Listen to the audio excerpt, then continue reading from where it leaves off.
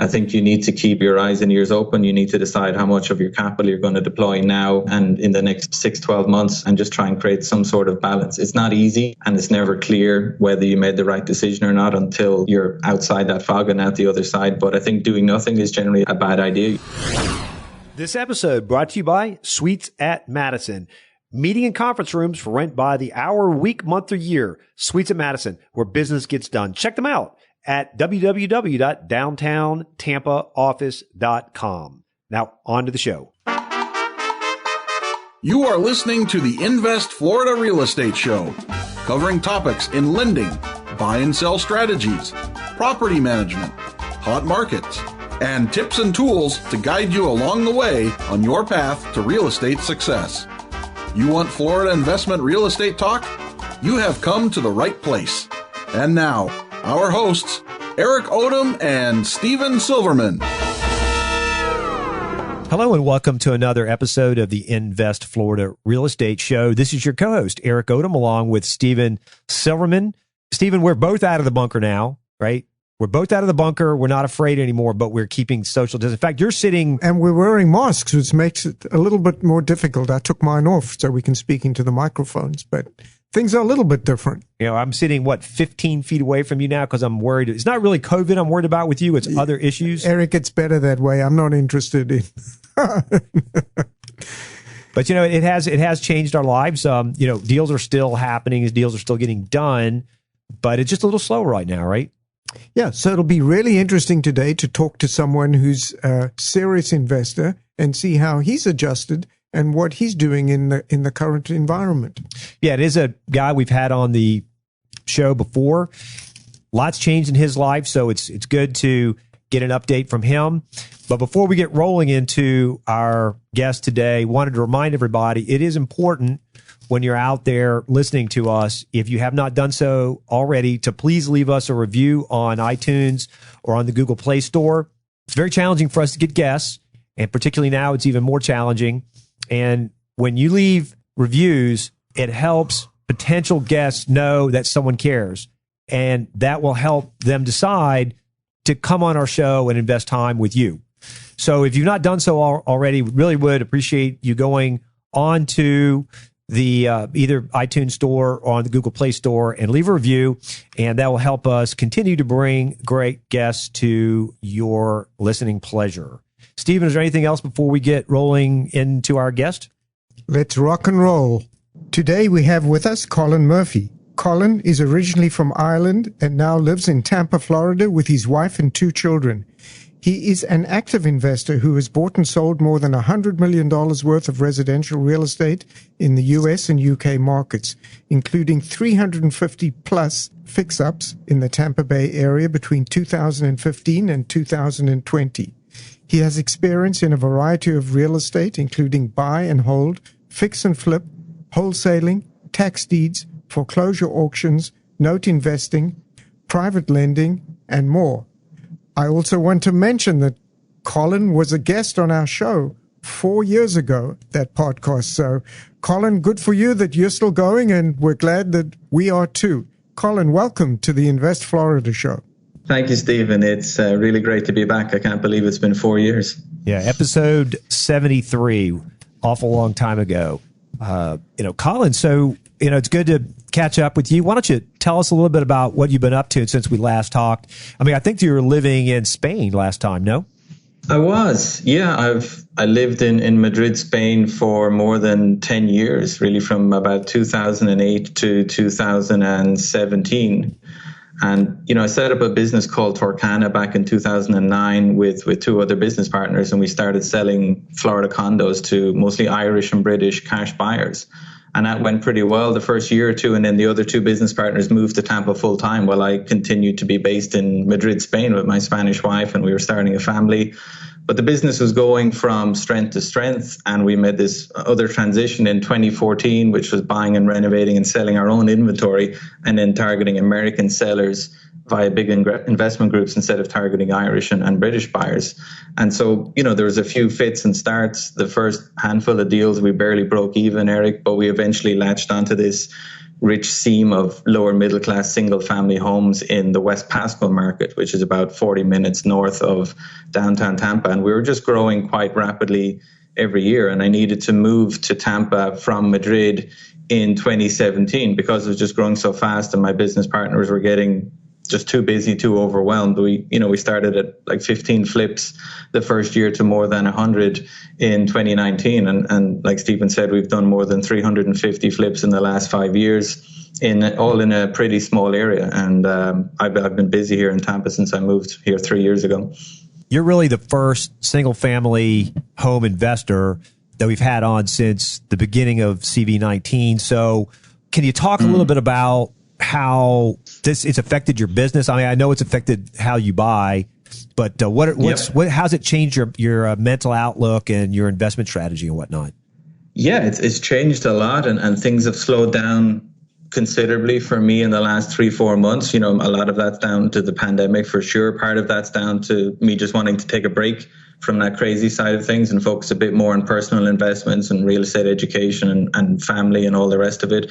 But for sure, I'm still investing, and my criteria has changed a lot. And whether you're a flipper, a wholesaler, and less so a buy and hold investor, you need to amend your criteria. And part of that, first thing I needed to do back in early March when things were getting crazy very fast. And bear in mind, I saw the craziness a little bit earlier than a lot of Americans because it really kicked off quite badly in Madrid, Spain, and which was straight after Italy. So they were going through a lot of stuff in early February, and I could see that from here in our chats with the family. So I kind of knew something really bad was coming, maybe before it was reported so extensively here. So we basically increased our reserves and liquidity, got a little bit less aggressive on our renovation budgets, on our ARVs. We, encourage property managers to get in front of the tenants a little bit earlier than most. Back in February, just communicating with them very clearly about their responsibilities and what they needed to do. I started avoiding buying occupied homes. Before we used to buy a lot of occupied homes, particularly in the foreclosure auction. So I kind of stopped doing that for a while. There were just And it came out in April and May. We just saw how much more difficult it was to deal with an occupied home because people just didn't want to go inside them. And that went with buyers, realtors, property inspectors, appraisers, photographers, mobile notaries, you name it. I mean, occupied homes were just a real pain. Vacant homes, on the other hand, if you were selling a freshly renovated vacant single family home, it was relatively straightforward. We sold 20 houses in March and April this year, and they were all vacant and they all went very smoothly, and they're all tenanted pretty quickly as well. Another thing we did was we avoided heavy lifting. So during a boom, and we've had a very long boom, like practically 10 or 11 years, a lot of experienced investors have had their entire career in a boom, which can be a little misleading because the world isn't like that long time, as you guys know as well as I do. So we've stopped buying the houses that are a lot bigger than average or a lot smaller than average or have weird floor plans or a lot older than the other houses around there. And you can get away with renovating and selling and renting those types of houses during a market that's going up. But in a market that's slowing, if you have an outlier or something that's a little bit weird or something, it has one bathroom instead of two, or it's got a tiny backyard, or it's got a small kitchen, or it's got a funky layout or a garage conversion or anything like that that's just a little bit different and a little bit heavier lifting, we just kind of stopped doing those.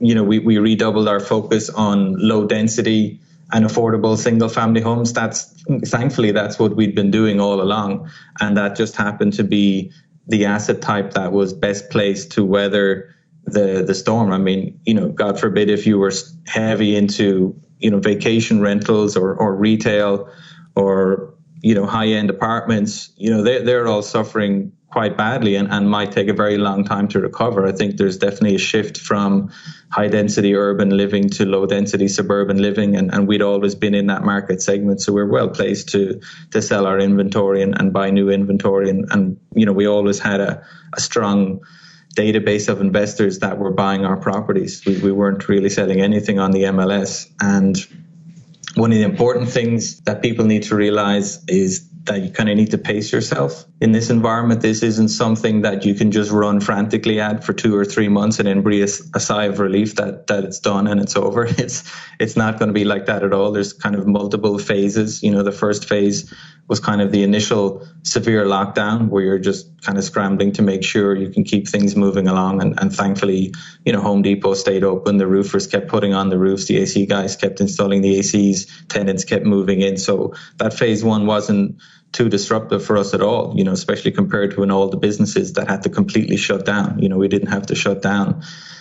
But now we're in another phase, and I call it phase two, and it could be 18, 19 months where the unemployment is going to gradually, fall down again. But I think by the time a vaccine is found, which could be, I'm not a scientist, obviously, but I think if one is widely distributed in early 2022 or late 2021, that would be a pretty historic achievement. And I think even the most optimistic economists would admit that unemployment in 2022 will be way higher than January 2020. There's going to be impacts for that. So you need to pace yourself. You need to decide what level of your capital you're going to distribute now and invest now, and what you're going to keep in your pocket. So don't, I think you need to mind yourself and be a little bit cautious in the gap. And I'm doing that, but staying positive, staying healthy, staying connected, all that good stuff. And I'm relatively optimistic about the future for us. So what kind of opportunities have you seen in pricing during this crisis that we've been going through? Have you been able to buy properties at better prices? And what about your investors? Have they been willing to... Let's make sure we also talk about the auction market, because that's been his primary method of buying. Yeah, I can talk about both of those things.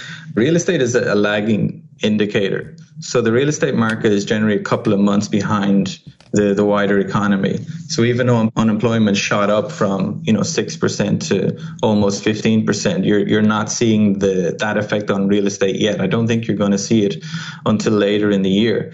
And there's also different, it's going to affect different types of asset classes differently. The affordable single family home market that I'm active in, these are kind of $150,000, $180,000 concrete block homes. They've been remarkably resilient. Prices haven't fallen at all. I think the market's probably topped out, but something that I sold for $150,000 in January is selling for $150,000 or $155,000 in June. The sellers basically aren't discounting yet. If you're asking, if you're thinking that you can kind of fire in a lot of lowball offers on the MLS or wholesalers or the private auction websites or direct sellers, they're just not distressed enough yet. They might be in a couple of months or a couple of quarters, but they're not now. They're not available.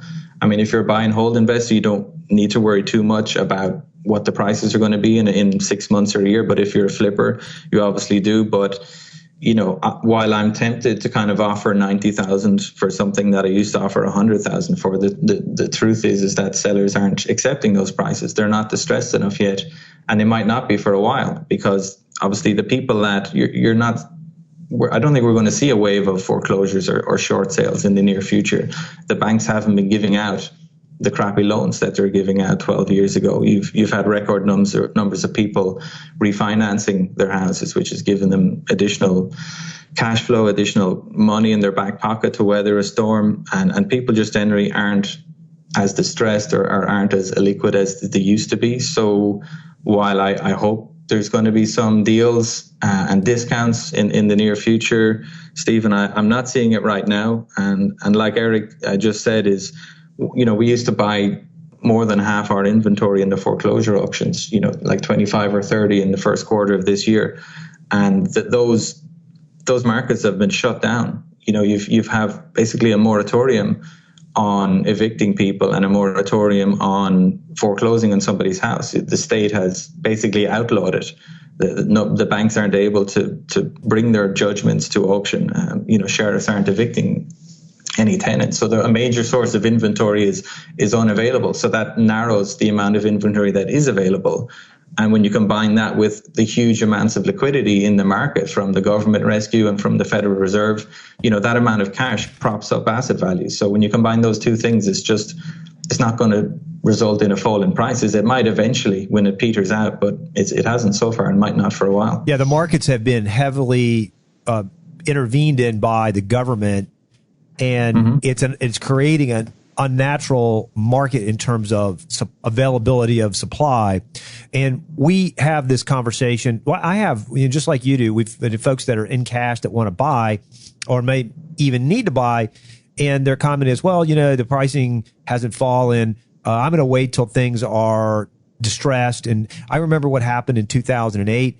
Man, every one of these things is different. Every one of these downturns, there might be some similarities that flow through them, but every one is different. And this one, the Federal Reserve and the Treasury have made an effort to make sure that they're going to be interventionist in levels we have never seen before.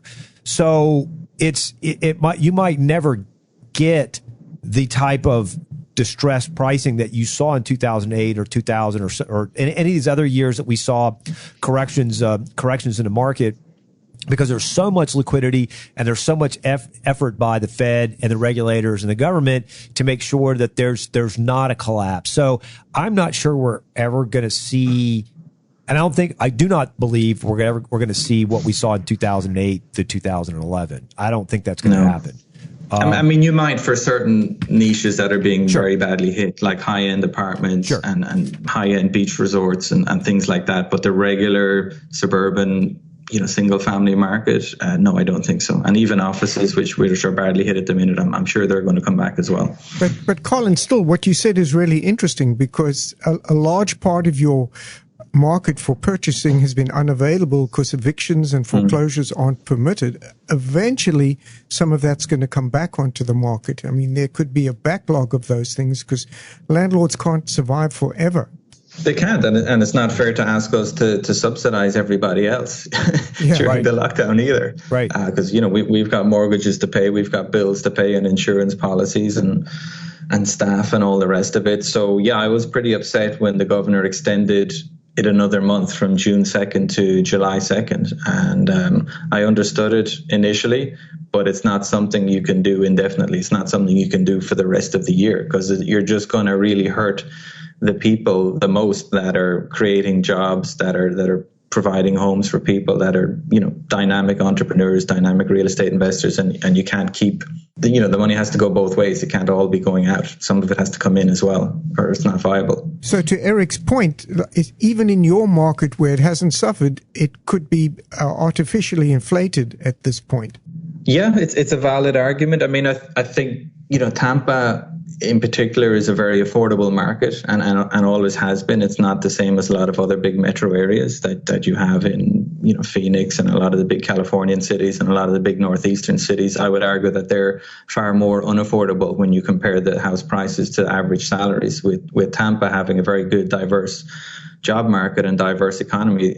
Housing has always been very affordable. So you can get a lot of value for money down here than you can in other cities. So that's going to help Tampa recover perhaps quicker than some other cities which are more overpriced, but it's possible. I mean, prices have been going up for 10 years and real estate is cyclical. They go up and they go down. Sometimes those falls are very steep like they were in 2008, and sometimes they're not. They're very shallow and they bounce back quite quickly. The COVID situation has affected not only you and how you deal with tenants and buying and making investment decisions, but it's also affecting in how you're leveraging your time and using virtual assistants and whatnot. Why don't you talk to us a little bit about how you're doing that? Maybe relying on people that aren't coming into the office, and you're dealing with them remotely. How is that affecting things, Colin? Yeah, I mean, we never had a big office with lots of people in it. I mean, I've been working from home for 10 plus years. I was an early pioneer of running a business from home, and my colleagues were basically the same. But I did, the kind of three of us owning and running the business, and then everyone else, we had like an inner circle and then various outer circles. And you obviously, the second circle would have been the contractors and property managers and the inspectors, and they're all running their own shows and running their own business, and they get paid based on the work they do. So, but we do support a pretty wide, community of people in the end, probably 30 plus people. But, kind of drilling down specifically into virtual assistants, that helped me manage my time a lot. I used to be spending a lot of time doing data entry and filling in spreadsheets and VAs are very useful for sourcing. For example, you can train. There's a lot of VAs out there with good real estate experience where you can train them to look up public records, look up properties that are coming up in foreclosure, input the beds, bats, year builds, permit records, schematic links, previous sales price, agent details, auction dates. You can do a lot of that. You can get them to take screenshots of Google Street Views. You can get them to monitor your emails and respond to inquiries from investors, put them into your CRMs, schedule calls for you, kind of manage your calendar. You can get them to do obviously podcasting, brochure design, video editing. I mean, there's a huge amount of stuff virtual assistants can do. I mean, even now I'm working with people in Uganda and Serbia and Pakistan and Canada and I mean God knows where else, Turkey, that are all helping me do a bunch of stuff related to buying and selling properties in Tampa, Florida. So Colin, where do you find these virtual assistants? Well, I find a lot of them on Upwork, UPWORK, Upwork.com. And you'd be amazed if you search for real estate VA or real estate virtual assistant, you'll find people that have experience calculating ARVs, drawing up purchase agreements, researching public records, tax appraisal websites. So you'd be amazed at what kind of niches people have created for themselves, and they'll do a very good job for you for $5, $10, $15 an hour at the high end of things. So, some people will just hire an assistant to help them with the sourcing. So whereas before I would spend, 80% of my time just preparing the data that I needed to make a decision. Now it's 10 or 20% of the time, which is mostly analyzing that data and making a decision. I don't need to be personally involved in collating it and preparing it. I just need to design the systems and processes and train people how to do it. The same way you would train someone to bird dog a property. Bird dog, for people who don't know, is somebody drives by a property that might be coming up at an auction and takes photos of it, tells you whether it's vacant or occupied, takes a guess at how long is left on the roof and what kind of renovation it might need, and just reports that information back to you. So, I've literally bought hundreds of properties without ever leaving my home office. Going to change subjects on you a little bit here, Colin. Talk to us about maintenance. Do you run your own crews, or is that just contracted out as needed? Yeah, it's a bit of a mixed bag. For the properties that we're renovating and selling to investors, it's not the same as when you're selling it to someone on the MLS, where the day they close, that's it, you're kind of done and you never hear from them again. And if a faucet starts leaking 3 weeks after you sold the property, it's kind of, tough luck. The buyer needs to sort it out themselves. They had an inspection to identify that stuff. But when you're selling to investors, many of whom buy from you multiple times and refer friends and family to you, you often have to get involved the first kind of 30, 40 days post-sale. And we have a kind of a convoluted system where we do send our guys back to fix those leaky faucets or appliances that aren't working, or windows that don't shut properly, or ACs that don't cool quite well. So yeah, we do a lot of post-sale maintenance in the first 30, 40 days. We've never quite figured out how to do it without getting stressed out about it. We've gotten a little bit better at getting, staff to do it. But again, it's never easy. And in terms of the buy and hold rentals, I have rentals in different cities and different states. For the ones that are out of state, it's obviously managed by local property managers, and they have, authority to take decisions, below $200. If it's above $200, I have to get my permission to fix it. I do try and buy properties or rentals that are, have a lot of the capex and maintenance stuff taken care of, so that you're not nickeled and dimed. I also avoid the really old properties that can trip you up with that stuff the first 3, 6, 9 months. So I try and buy properties that are quite cleanly renovated. And, for the properties here in Tampa, it's actually a mixture. Some of them are managed by a local property manager. And then I've recently started trying to manage a couple myself using some new software. One in particular called Homee, HOMEE, which is how you can outsource your maintenance and repairs. So if one of my tenants, for example, decides that the freezer or the fridge isn't working or whatever else, they can just open their app, put in the request. I get a beep on my phone. I can approve the request, and then a plumber or an AC technician or a handyman, whoever, will go out there, bill me by the minute, and fix the problem. So it makes it a lot easier to manage it yourself. I don't need to be receiving calls from the tenant, then making a call to a plumber, making a call back to a tenant, getting them to schedule each other. It's just all done through an app, and so far it's actually working out very well. I've before I've resisted managing my own properties because I just didn't think it was a good use of my time. But if you can kind of automate a lot of the time consuming stuff like repairs and maintenance, then I'm giving it a go. There's also another app called Cozy, COZY, which is a very easy app for managing tenant payments. So they can set up, billing. They pay you every month. You can bill them late fees. You can, send them leases to sign. You can do background checks. So I've done that with a couple of houses and for the last kind of 3 months, and so far it's been great. So it's a mixture of using property managers and myself for the buy and hold ones, and then for the ones that we renovate and sell to investors, there's just a lot of in-house back and forth and kind of figuring out what ones our crews need to deal with and what ones are, the person who owns its problem. So like Eric had mentioned before, every time we go through a crisis, it's a little bit different. And I guess every deal we do is always a little bit different, but you always learn something. What have you learned from this current dislocation that we've been in that might permanently change your thinking? Yeah, that's a good question.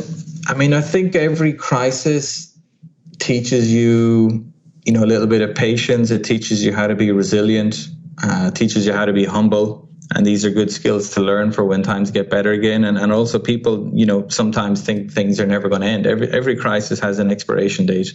Every crisis has a solution. Every crisis has a life lesson.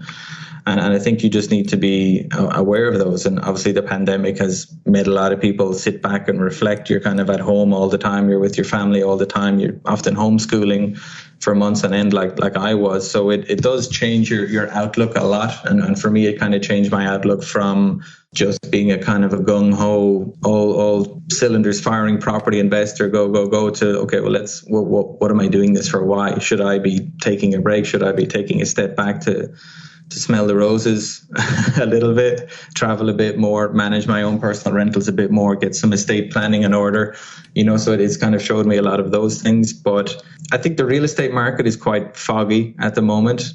And so you need to thread carefully. We're kind of in the gap between the market going up and the market going down. And we don't know, it's not that easy to make money during that gap. You can get caught out if you're a wholesaler or a flipper. So you need to be careful.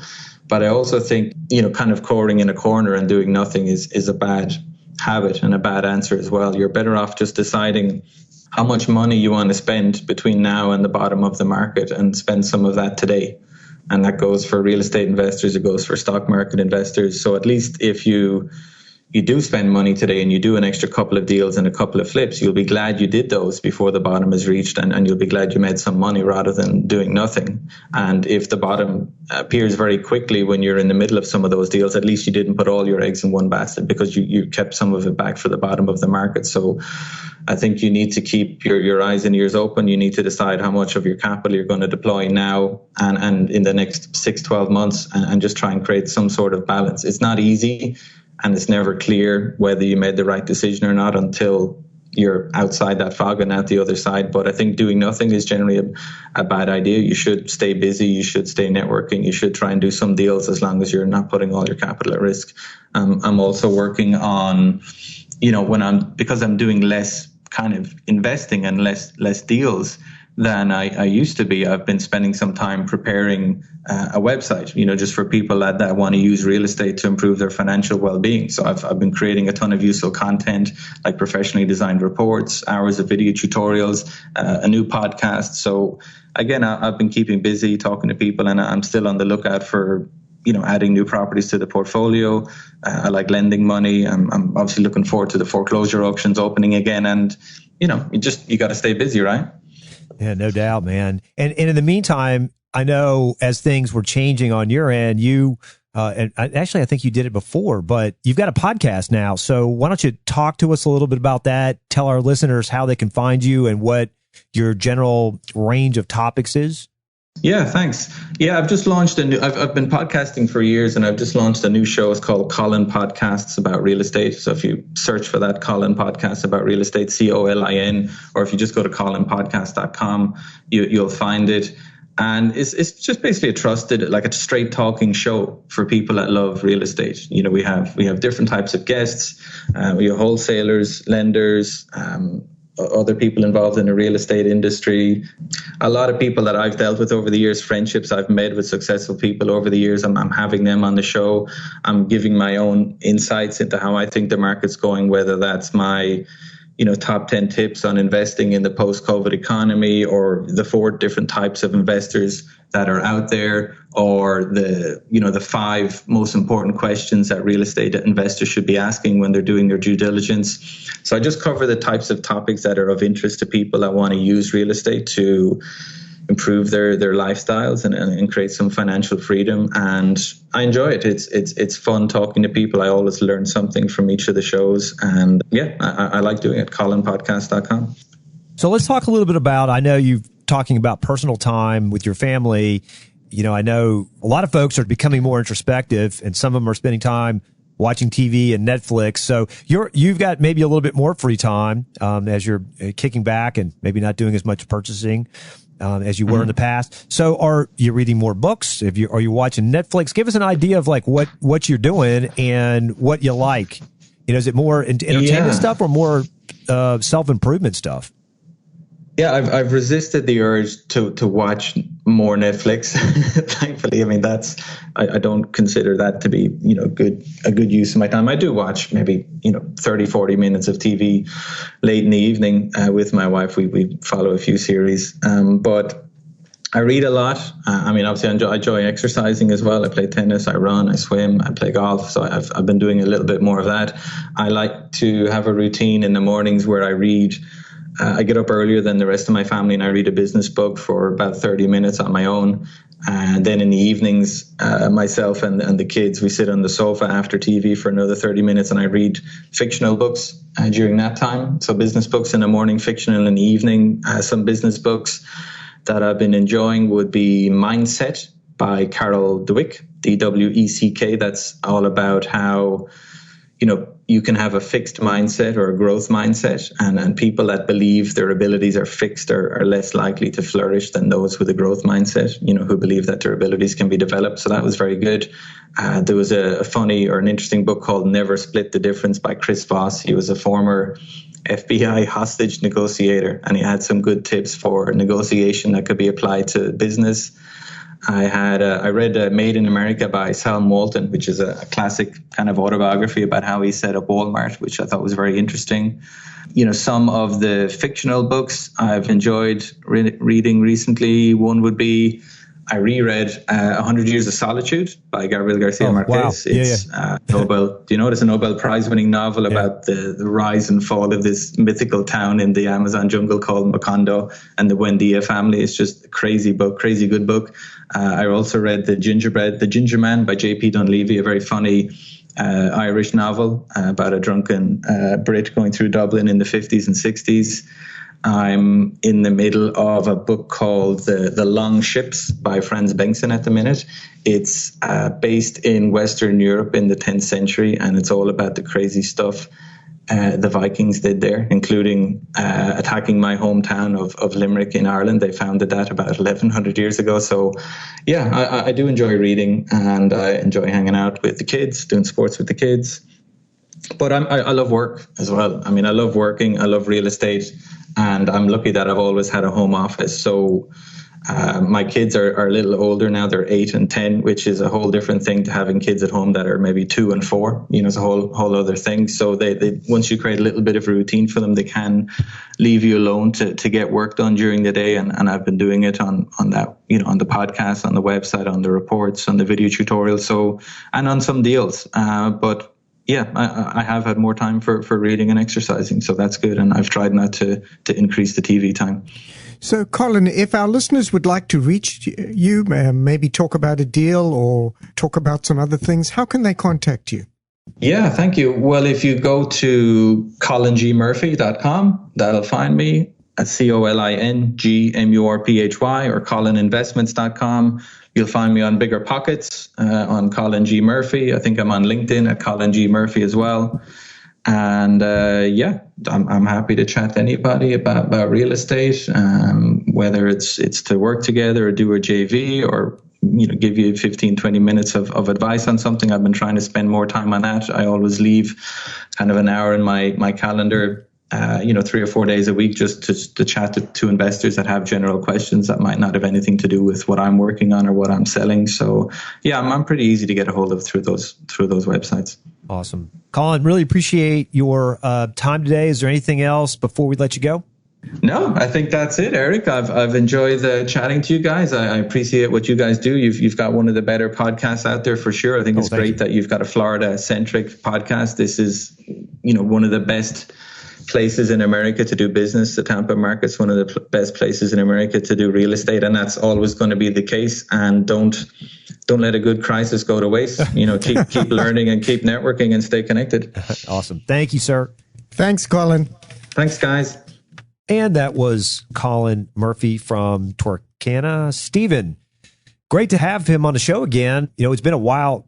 Actually, I got to say, it's been a while since we talked to Colin. Not really. He does come occasionally to our meetups, but he's settled here now and things have changed for him. What were your thoughts about talking to him and getting caught up with him?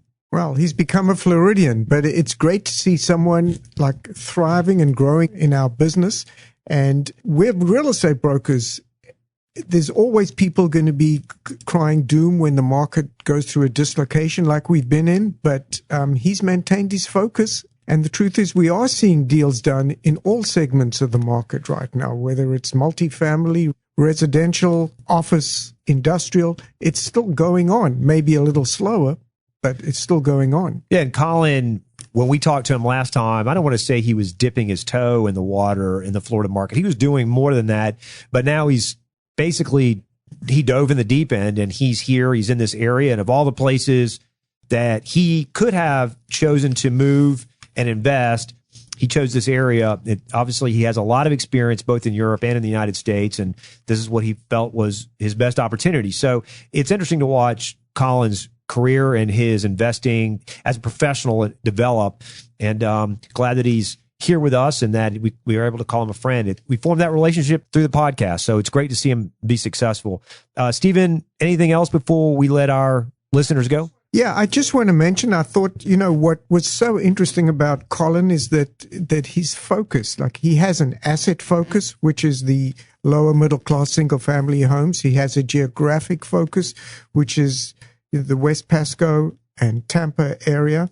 And he's able to adjust. And one of the things he's adjusted is velocity. He's slowing down in the fog, but he's not stopping. No doubt. Guys, as always, we appreciate the time that you invest with us each and every episode. For more great guests like Colin Murphy, go to our website at www.investfloridashow.com, where you can also find apps for Google and for Android that you can download and listen in your car or work out or jogging or whatever else you do with your phone. Guys, as always, until next time, hasta la vista. You've just listened to the Invest Florida podcast with Eric Odom and Stephen Silverman. Join us every week for actionable real estate investment ideas, and of course, visit our website at www.investfloridashow.com for more shows and tips on how to earn a cash flow in the real estate market in Florida. While hosts and producers of the Invest Florida show have no reason to doubt the validity of comments of our guests, we do not warranty their accuracy. Please check with your legal, financial, and tax advisors before entering into any investment. Returns will vary from person to person and deal to deal based on unique circumstances. All information expressed in this show is for educational purposes only. Opinions of the guests are not necessarily shared by the hosts and producers of the Invest Florida show.